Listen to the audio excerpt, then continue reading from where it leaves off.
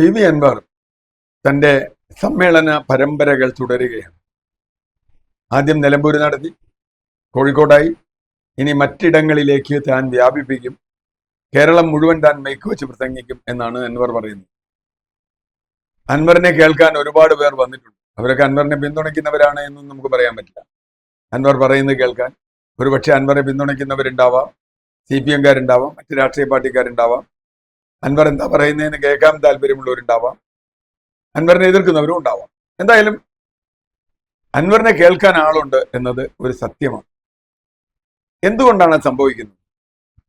പ്രധാന കാരണം അൻവർ പറയുന്നതിൽ കുറെ ശരിയുണ്ട് എന്ന് CPM-കാർ പോലും സമ്മതിക്കുന്നു. അതാണ് കാര്യം. അൻവർ ഉന്നയിച്ച ADGP-യെ സംബന്ധിച്ചായാലും BJP-യും RSS-ഉമായുള്ള ബാന്ധവം സംബന്ധിച്ചായാലും P. ശശിയെ സംബന്ധിച്ചായാലും അതിൽ കുറെ സത്യങ്ങളുണ്ട് എന്ന് ഇവിടെ സാധാരണക്കാർ മനസ്സിലാക്കും.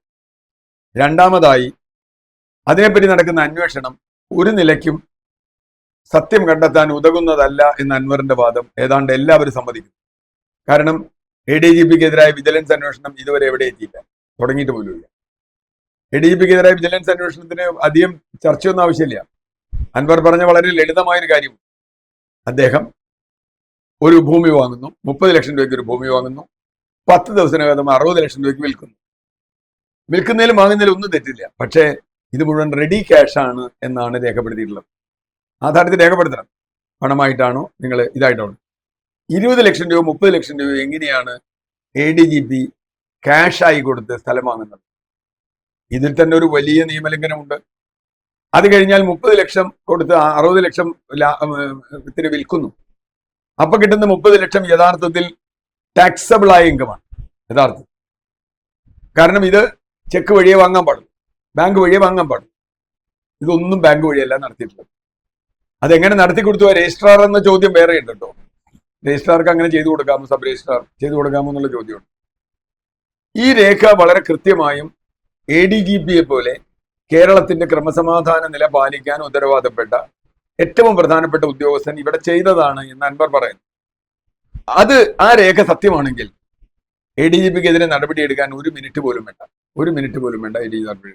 പക്ഷെ മുഖ്യമന്ത്രി ADGP-യെ കൈവിടുന്നില്ല.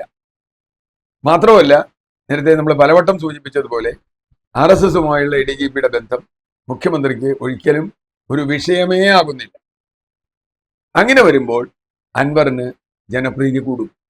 കാരണം അൻവർ ഉന്നയിക്കുന്നപ്പോൾ മാമയുടെ വിഷയമാണെങ്കിലും താനൂരിലെ വിഷയമാണെങ്കിലും തൃശ്ശൂർ പൂരം കലക്കലാണെങ്കിലും ഒരു മറുപടി വേണ്ടേ?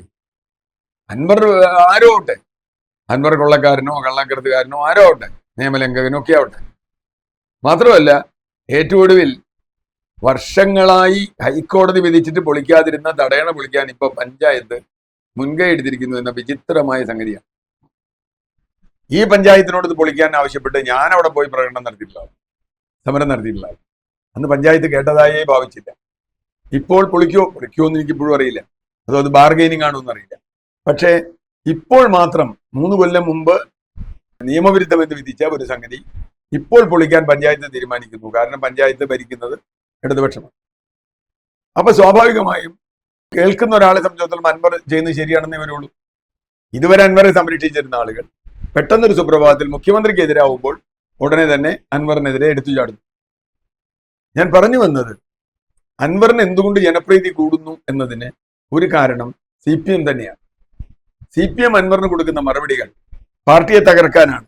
പണ്ടങ്ങനെയാണ്, ആര് പോയാലും പാർട്ടിയെ തകർക്കാനാണ്, അതുകൊണ്ട് പാർട്ടി ഒന്നിച്ചു നിൽക്കണം എന്നൊരു വാദമുണ്ട്. അന്നൊക്കെ പാർട്ടിയിലെ ആളുകൾ അങ്ങനെ ഒന്നിച്ചു നിന്നിരുന്നു. കാരണം പാർട്ടി കൊണ്ട് ജനങ്ങൾക്ക് ഗുണമുണ്ട് എന്നവർ കരുതിയിരുന്നു. ഇപ്പോൾ പാർട്ടി കൊണ്ട് ജനങ്ങൾക്ക് ഗുണമില്ല, നേതാക്കൾക്ക് മാത്രമേ ഗുണമുള്ളൂ എന്ന് ജനങ്ങൾ ഏതാണ്ട് തിരിച്ചറിയുന്നുണ്ട്. തങ്ങൾക്ക് ഗുണമില്ലെങ്കിൽ അതിന്റെ കൂടെ നിൽക്കണ്ട എന്നാണ് അണികളെയും CPM പഠിപ്പിച്ചിട്ടുള്ളത്. അതാണ് പ്രശ്നം.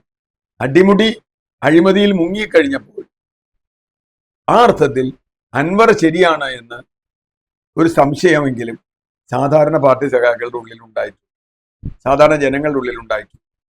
അതുകൊണ്ട് തന്നെ അൻവർ ഉയർത്തുന്ന ചോദ്യങ്ങൾ കൃത്യമായി, ഇപ്പൊ മാമി കേസ്, മാമി തിരോധാന കേസ് എത്ര മാസമായി നിൽക്കുന്നു? 2023 നടന്ന സംഭവം. അത് അന്വേഷിക്കണമെന്ന് എത്ര പ്രാവശ്യം ആവശ്യപ്പെട്ടു? ഇപ്പോൾ അൻവർ ഈ വിഷയം ഉന്നയിച്ചപ്പോൾ ഉടനെ മാമി കേസ് അന്വേഷിക്കാൻ ഒരു സംഘം, അൻവർ പറയുമ്പോൾ താനൂർ കേസ് അന്വേഷിക്കാൻ ഒരു സംഘം. അന്വേഷിക്കുമെന്ന് അറിയില്ല. അൻവർ പറയുമ്പോൾ ഈ ADGP-യുടെ കേസ് അന്വേഷിക്കാൻ ഒരു സംഘം. ADGP കൊള്ളരുതായിക മുഴുവൻ നടത്തുന്നത് മുഖ്യമന്ത്രിയുടെ തൊട്ടടുത്തുള്ള ഓഫീസിലിരുന്നല്ല. അദ്ദേഹത്തിന് വഴുതക്കാടുള്ള ഓഫീസിലിരുന്ന് ഇത്ര കൃത്യമായി ഈ തെമ്മാടിത്തരം മുഴുവൻ ചെയ്യാൻ കഴിയുന്ന എന്തുകൊണ്ടാണ്? ഇവിടെ നമ്മൾ ഓർക്കേണ്ടത് പണ്ടൊരു ശിവശങ്കരനുണ്ടായി. ശിവശങ്കരൻ മുഖ്യമന്ത്രിയുടെ മുറിയിലിരുന്നാണ് ഈ ചെവി മുഴുവൻ കടിച്ചത്. ശിവശങ്കരൻ ചെയ്ത തെറ്റുകൾ എന്താണെന്ന് ഇപ്പം ആർക്കും പറയേണ്ട കാര്യമില്ല. അപ്പോ മുഖ്യമന്ത്രി അൻവർ പറയുന്നത് പോലെ ഒരു പൊട്ടനാണോ?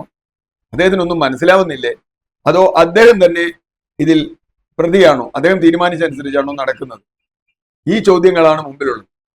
ഇത് തീരുന്നത് വരെ അൻവറിന് ജനപിന്തുണ കൂടിക്കൊണ്ടേയിരിക്കും എന്ന് തന്നെയാണ് ഞാൻ കാണുന്നത്.